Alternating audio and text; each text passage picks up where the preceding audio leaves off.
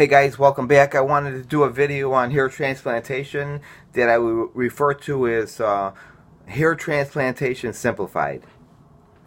So basically, when we're talking about a hair transplant, the number one thing we're talking about is math. If we were to look at the number of hairs on your head, and this is a general number and it applies to majority of people, but not all people, you're going to have approximately 100,000 hairs on your head. Those hairs will be divided into little groupings of hair that are referred to as follicular units. Now, to keep it simple, I'm just going to refer to a number of hairs because I think it's easier for everyone to follow along here. So if you have 100,000 hairs, most guys in general are going to lose 50% of their hair. They're going to lose all the hair on top of their head right here, leaving them with 50% in the back. So they're going to lose 50,000 hairs and be left with 50,000 hairs. So the premise of hair transplantation is that they're going to take hair from the area that's remaining of 50,000 hairs and place them back where you had 50,000 hairs. Now, the first problem we encounter with that is these 50,000 hairs, this whole area, that area also is going to thin. Now, to understand this, all you need to do is look at your surroundings, look at older guys, and you'll begin to notice that area is also made up of very thin hair. It's not that thick, robust hair they had when they were younger. So in actuality, there are not even 50,000 hairs left there.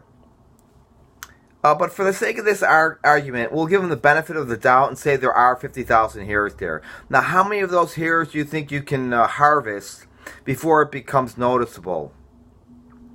Can you take 50%? Can you reduce the density by 50% in the back of your head and have it not become noticeable? Probably not.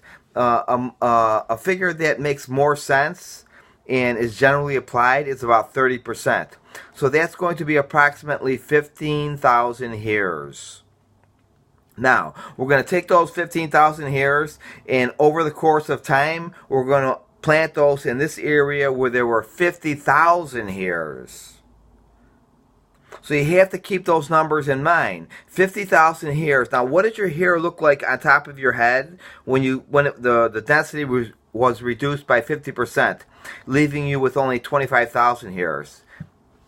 It was thin, it was see-through, and it became hard to style for a lot of guys. That's why you see guys combing hair over.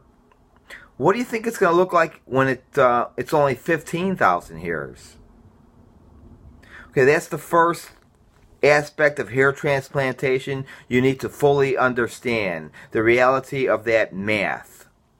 The second reality of hair transplantation is the caliber of hair. That means the thickness of the hair shaft itself.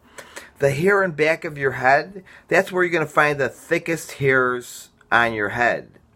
Now, the problem with that is that the hair that you lose, most especially in the frontal section, those are going to be thinner caliber hairs, and very often they're translucent. The color is much lighter. What do you think is going to happen when you take a very thick, dark hair and place it where there was a thin caliber hair, and the surrounding hair here in the temple points is also still thinning and it's translucent, and this hair is butted up against it? Do you think it's going to kind of stand out? Well, if you think that's what's going to happen, you're probably right. Or you have seen a hair transplant in person, because this is normally what people are staring at. They don't understand what they're looking at. Something seems out of place. It's the caliber of their hair. That's number two. That's the second point you need to fully understand. And the third and final point you need to understand with hair transplantation is that it's a very, very difficult procedure to pull off.